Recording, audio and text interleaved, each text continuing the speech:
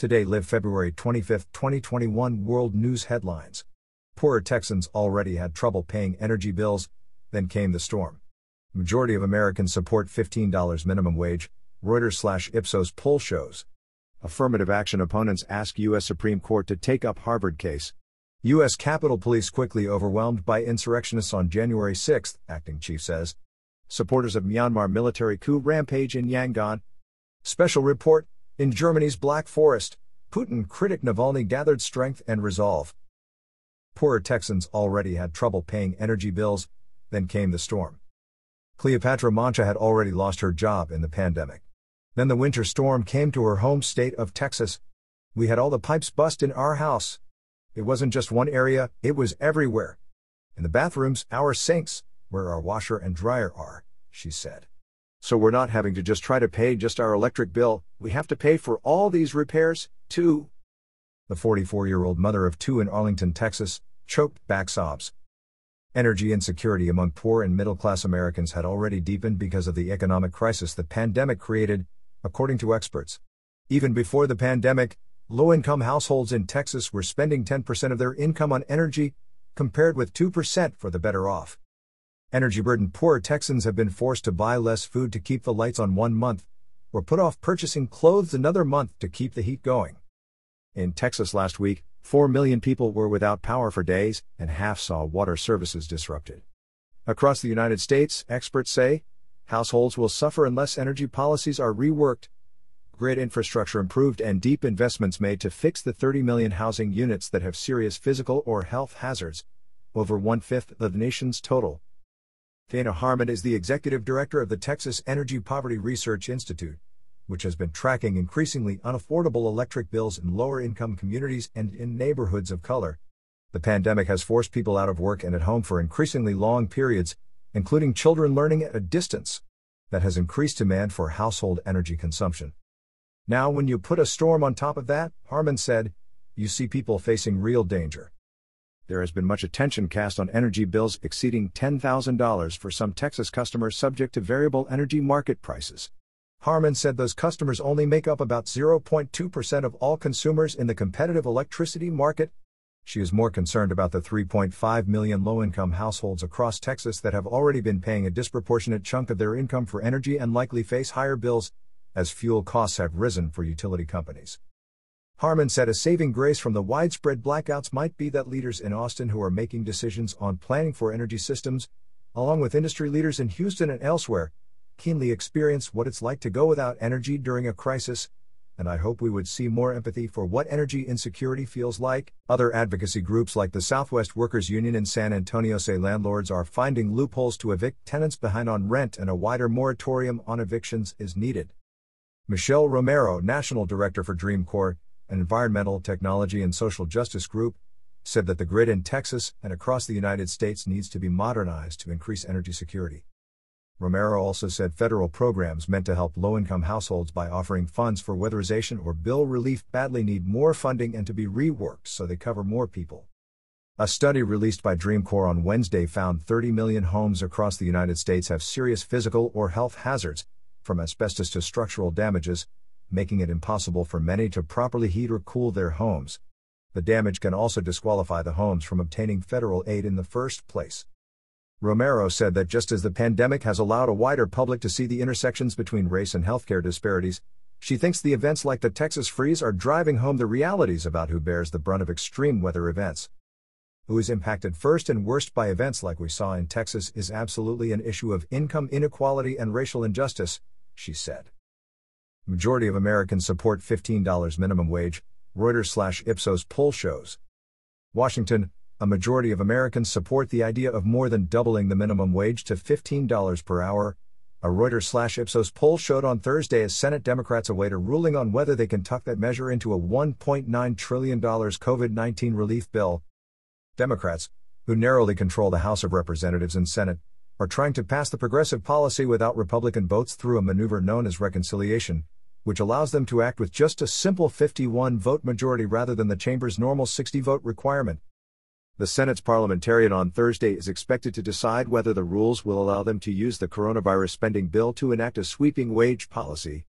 Regardless of the ruling, the idea of raising the minimum wage to $15 by 2025 from its current $7.25 is broadly popular, a Reuters/Ipsos poll found.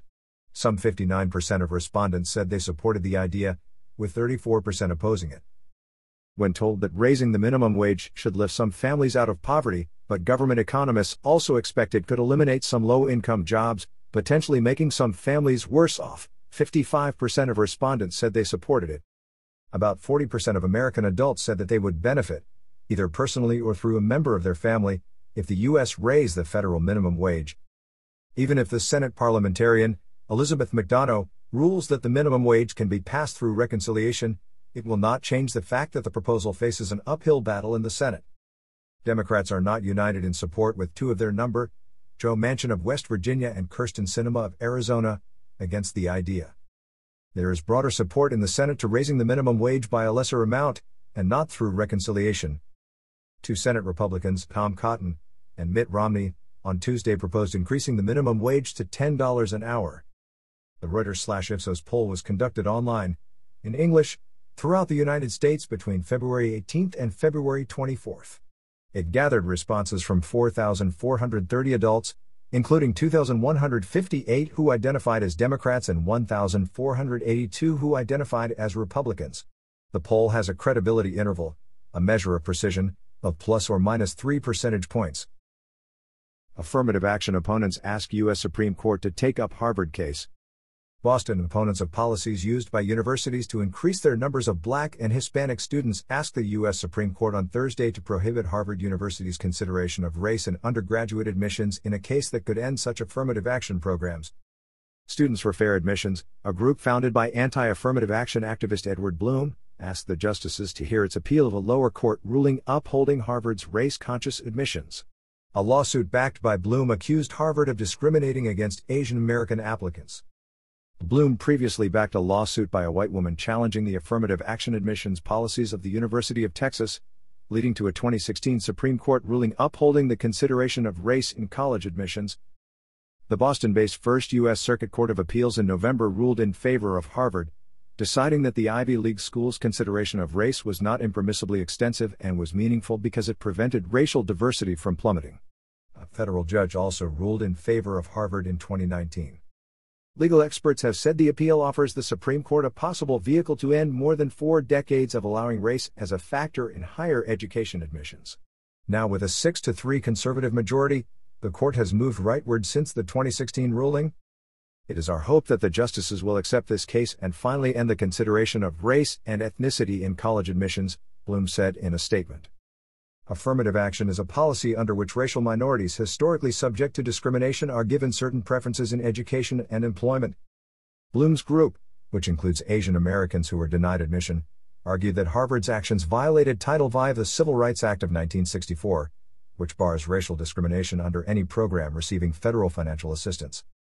Harvard in a statement said its admissions policies are consistent with Supreme Court precedent and it would defend its right to seek the educational benefits that come from bringing together a diverse group of students. Blum's group sued Harvard in 2014, accusing it of impermissible racial balancing to make it easier for Blacks and Hispanics to win admission at the expense of Asian American applicants, and did not narrowly tailor its use of race. Students for Fair Admissions separately on Thursday sued Yale University, arguing that its race-conscious undergraduate admissions practices discriminated against Asian and white applicants. The U.S. Justice Department on February 3, 2 weeks after Democrat Joe Biden became president, dropped a similar lawsuit that had been filed against Yale by Republican former President Donald Trump's administration. Yale had no immediate comment. Many U.S. universities maintain affirmative action programs in admissions, arguing that having a sizable number of minorities enrolled exposes students to varied perspectives and enhances the educational experience for all students. U.S. Capitol Police quickly overwhelmed by insurrectionists on January 6, acting chief says. U.S. Capitol Police were aware of the possibility of violence from armed extremists when the Capitol was attacked by supporters of former President Donald Trump, but quickly became overwhelmed by insurrectionists, the acting police chief said. Intelligence collected ahead of the January 6 assault on the Capitol suggested that the gathering would have the participation of armed militia members, white supremacists, and other extremist groups, Yogananda Pittman said in prepared testimony to be delivered Thursday before the House Appropriations Committee.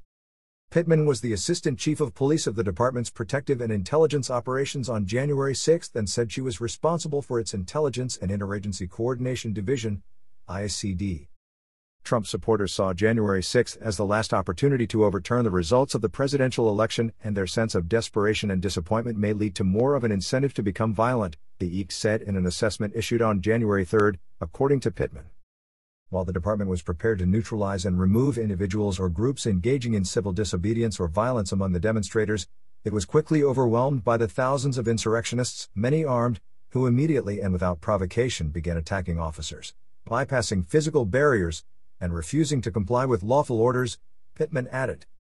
The department's preparations were based on the information it gathered from its law enforcement partners like the FBI and others within the intelligence community, none of which indicated that a mass insurrection of this scale would occur at the U.S. Capitol on January 6. Supporters of Trump stormed the Capitol building in an attempt to stop Congress from certifying Democratic President Joe Biden's electoral victory over Republican Trump, who falsely claimed that the November election had been marred by widespread fraud. The Capitol attack delayed the certification of Biden's win by several hours, as lawmakers were forced to flee the angry mob that overwhelmed security forces. 5 people died in the violence. More than 200 people have been charged so far for their roles in the riot, including some with ties to far-right fringe groups such as the Oath Keepers and Proud Boys. An FBI warning that a protest by Trump supporters could turn violent reached the U.S. Capitol Police the day before the assault, but top officials in charge of securing Congress that day did not see it, they told lawmakers on Tuesday. Supporters of Myanmar military coup rampage in Yangon. Supporters of Myanmar's military, some armed with knives and clubs, others firing catapults and throwing stones, attacked opponents of the February 1 coup on Thursday, as protests against the new junta continued in the country's largest city. Myanmar has been in turmoil since the army seized power and detained civilian government leader Aung San Suu Kyi and much of her party leadership after the military complained of fraud in a November election. Protests and strikes have taken place daily for about 3 weeks, and students had planned to come out again in the commercial hub Yangon on Thursday. But before many coup opponents congregated, about 1,000 supporters of the military turned up for a rally in the city center. Some threatened news photographers, media workers and witnesses said, and scuffles soon escalated into more serious violence in several parts of the city. Several people were set upon and beaten by groups of men, some armed with knives, others firing catapults and hurling stones, witnesses said. At least 2 people were stabbed, video footage showed. In one incident, several men, one wielding a large knife, attacked a man outside a city center hotel. Emergency workers helped the bloodied man after his attackers moved off, but his condition was not known. Today's events show who the terrorists are. They're afraid of the People's Action for Democracy, activist Thin Zar Shun Lei told Reuters. We'll continue our peaceful protests against dictatorship. As dusk fell, dozens of riot police fired tear gas into a neighborhood in the city to disperse a crowd that had gathered at an administrative office to protest the appointment of a local official by the junta, according to a witness and live-streamed video. The violence will compound worries about a country largely paralyzed by the protests and a civil disobedience campaign of strikes against the military. Earlier, police blocked the gates of Yangon's main university campus, stopping hundreds of students inside from coming out to demonstrate. Facebook said that due to the risks evident from the deadly violence seen since the coup, it had banned the Myanmar military from using its Facebook and Instagram platforms. A spokesman for the ruling military council did not respond to a telephone call seeking comment. Military Chief General Min Aung Hlaing says authorities are using minimal force. Nevertheless, 3 protesters and 1 policeman have been killed in violence. Abettors. The United States, Britain and others have called for Suu Kyi's release and the restoration of democracy and have imposed limited sanctions aimed at members of the junta and its business links, the British Foreign Office said on Thursday it would sanction a further 6 military figures, adding to 19 previously listed and including Min Aung Hlaing, and that the Trade Ministry would work to ensure British businesses do not deal with Myanmar's military-owned companies. Today's package of measures sends a clear message to the military regime in Myanmar that those responsible for human rights violations will be held to account, and the authorities must hand back control to a government elected by the people of Myanmar, Foreign Secretary Dominic Raab said in a statement. A rights group said as of Wednesday 728 people had been arrested, charged or sentenced in relation to the pro-democracy protests. The army said its overthrow of the government was within the constitution after its complaints of fraud in the November 8 election, swept by Suu Kyi's party as expected, had been ignored. The Election Commission said the vote was fair. The army has promised a new election, after reviewing voter lists. It has not given a date, but it imposed a one-year state of emergency when it seized power. Suu Kyi has been detained incommunicado at her home in the capital Naypyidaw, but her party says its November victory must be respected. Veteran democracy activist Min Ko Nying said the military's efforts to arrange an election rerun, which include a new election commission, had to be stopped and any parties involved in it were abettors. We have to reject the actions of the military government to try to legitimize itself, he said in a post on Facebook. The question of a new election is at the center of a diplomatic effort by the Association of Southeast Asian Nations, ASEAN, of which Myanmar is a member, aimed at easing the crisis.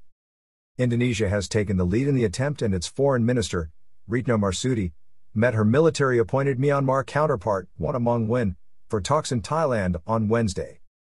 But Indonesia's intervention has raised suspicion among coup opponents who fear it will confer legitimacy on the junta in its bid to scrap the November vote and arrange a rerun. Retno did not mention an election in comments to reporters after her talks, but emphasized an inclusive democratic transition process.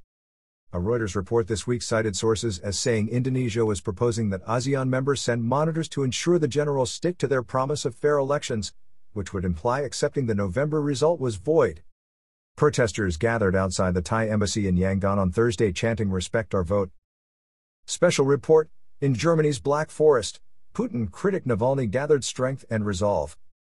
Ibach, Germany, just over 2 weeks after his poisoning with a military-grade nerve agent in Siberia, Kremlin critic Alexei Navalny began to respond to the words of his wife Yulia and wake from a drug-induced coma. As he emerged from what he would later describe as days of appalling hallucinations, he found himself in Berlin's Charité Hospital, where he'd been evacuated for emergency treatment on August 22. He would later recount how he had to be lifted into a chair from his hospital bed and would sit with his mouth open, staring at a single spot on the wall. In the months that followed, Navalny withdrew to a remote corner of the Black Forest. He used the time to drive himself back to physical fitness with intense workouts and take his war with President Vladimir Putin to a new level, targeting him directly, for the first time, with a video investigation into a lavish Black Sea palace. Reuters spoke to more than a dozen people who visited Navalny or communicated with him during his almost 5 months in Germany. They include financial backers, some of Navalny's top lieutenants, and German officials. These people recounted that Navalny never wavered in his single-minded mission to displace Putin, and never entertained staying in the West to wage his campaign from abroad. On the contrary, after concluding that Putin had personally ordered his poisoning, Navalny became even more determined to achieve his goal. The interviews also shed light on how Navalny kept his political operations going during his brief exile and how supporters financed his emergency care. At least 4 Russian business and political figures living abroad provided crucial funding. On January 17, Navalny flew back to Moscow and was immediately arrested for alleged parole violations related to a suspended jail term in an embezzlement case he says was trumped up.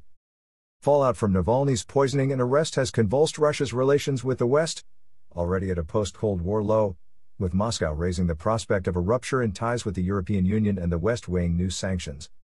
Nationwide protests against Navalny's detention attracted tens of thousands of people in the depths of Russia's winter, but riot police hit back hard, detaining more than 11,000. Facing such a crackdown, it's unclear where Navalny's movement goes next. Some supporters worry it is losing momentum. Putin, who makes a point of never uttering Navalny's name, has said Russian state security agents would have finished the job if they had wanted to kill Navalny. The Russian leader has said accusations that he ordered Navalny's murder are part of a US-backed smear campaign targeted at him personally. The Kremlin has even questioned whether Navalny was poisoned at all and queried his sanity. A human duty. In hospital, Navalny chronicled his slow recovery by posting pictures on Instagram. An image of himself with his wife Yulia smiling, climbing a staircase to train his muscles, resting on a bench outside. German police kept a watchful eye. Navalny noticed a police officer guarding him in his ward 24/7, he told Russian blogger Yuri Dud in an interview. The German state confirmed it provided protection for Navalny, but appears to have paid for nothing else. Other bills were picked up by wealthy Russian businessmen, most of them living outside their homeland having fallen out of favor with Russian authorities. These men don't all share the same political views, but they agree on one thing: Russia needs a genuine opposition to challenge a president who has been in power too long. Boris Zeman, the son of a former Russian telecoms magnate, confirmed to Reuters that he paid for Navalny's medical evacuation to Germany, a cost of €72,000. Navalny has said previously that Zeman, who lives in Israel, pays him an annual salary for legal work. This makes up most of Navalny's 5,440,000 rubles, $73,500, annual income. Navalny has said. It's important that Alexei has a legal and clear income, Zeman said of the arrangement, likening it to a citizen paying taxation. Society gives politicians funds to allow them to work. I don't have close relations with him. We're not close friends. He doesn't owe me anything. Zeman first met Navalny more than a decade earlier.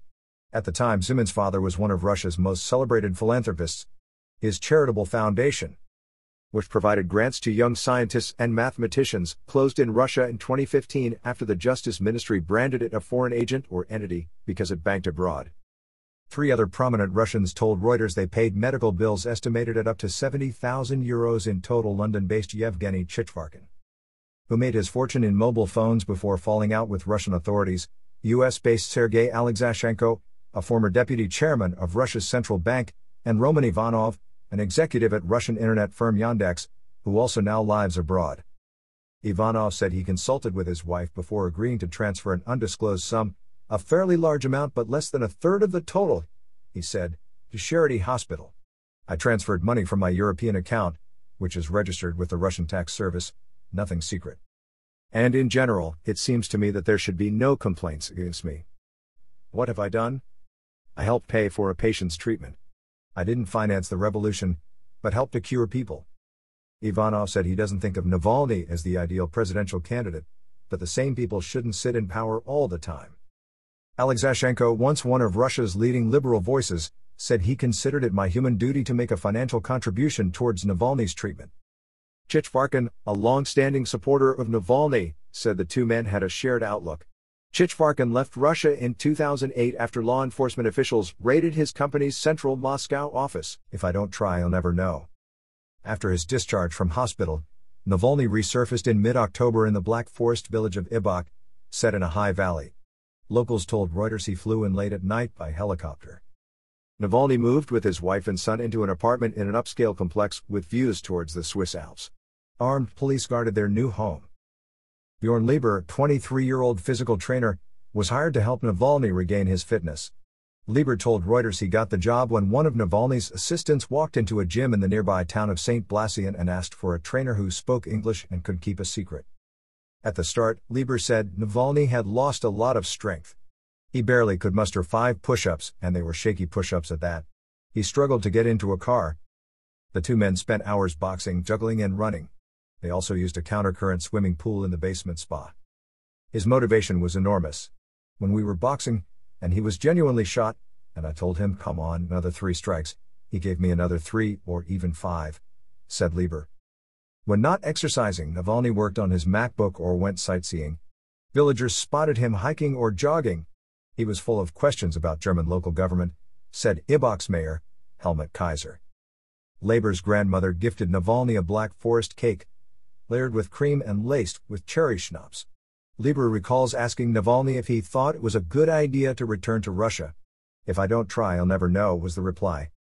By early December, Navalny and his entourage moved to the old university town of Freiburg, near the French border. It was here that Navalny secretly worked on a feature-length film with Vladimir Putin as its target. Putin's palace would allege that Putin is the owner of a sprawling estate on Russia's Black Sea coast. It was released on YouTube on January 19, 2 days after Navalny's arrest. The 112-minute film has since been watched at least 113 million times. The central allegation, that the palatial residence had been built for Putin, had been reported before. In 2014, for instance, Reuters documented how 2 associates of Putin had profited from a program to buy medical equipment for the state and then sent money to Swiss bank accounts linked to the flashy property. Putin's spokesman denied he owned the property then, and continues to do so. Here. The Navalny video, however, captivated the Russian public in part because of its slick production, aerial shots of the palace and 3D mock-ups of its interior. When protesters took to the streets after Navalny's arrest, some brandished gold toilet brushes, a mocking reference to one of the more outlandish luxuries alleged in the film. Publishing an investigation into Putin personally was something Navalny had been weighing for some time, people familiar with his thinking say. But he worried about the consequences. Alexei used to say that when we write about Putin, it will be our last investigation, said Ivan Zhdanov, a colleague. But, of course, we will continue. Vladimir Ashurkov, a longtime associate of Navalny, has lived in London for almost a decade.